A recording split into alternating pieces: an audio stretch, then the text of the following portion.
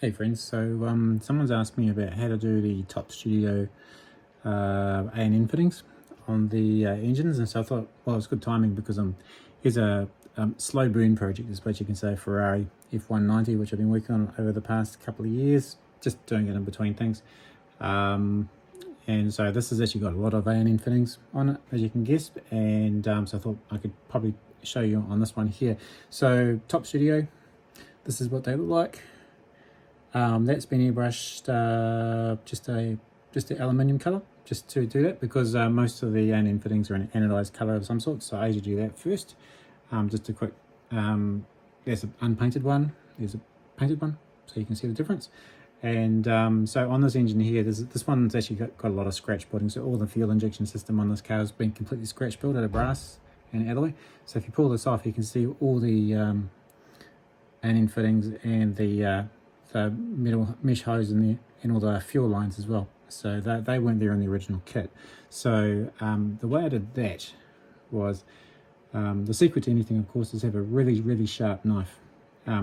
These are your braided hoses from Top Studio. It's quite a fine one, and if you were to get them on here, quite often they'll fray on that. Here you can see this end's fraying. It doesn't look that nice. So the tip here is to basically just put a little drop of what I find is the heavier CA glue, and what you'll find, you'll get these kind of joins here. Don't use the thin stuff, because what happens if you use the thin stuff, it just runs its way all through here and it turns into a bit of a mess. So if you use the thicker stuff, it just sits on the outside enough to bond to the top of the fitting. You just hold it there for a few seconds and it will stay there. All right. And if you wanted to, if it's on a big hose that you want it to bend around bits and pieces, you can put through just a bit of brass wire and through the.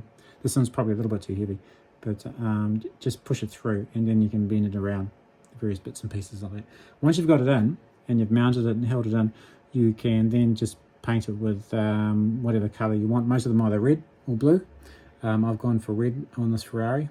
And the fuel lines, as you can see here, and they've turned out pretty reasonable. All right, so and then the funny thing about some of these is once you do all that hard work, you can't see it, but that's part of the fun of modelling. So yeah, but obviously the secret is to when you get in them really frayed like that, hopefully you can see the frayed wires, is if you get that, just use a sharp knife, just lop it off, and it's nice and clean again. So that's it really. It's pretty straightforward, but the secret is to use quite heavy or quite thick CA glue over anything else, and then you're away. So drop me any questions on that, and I'm happy to help, and we'll talk soon.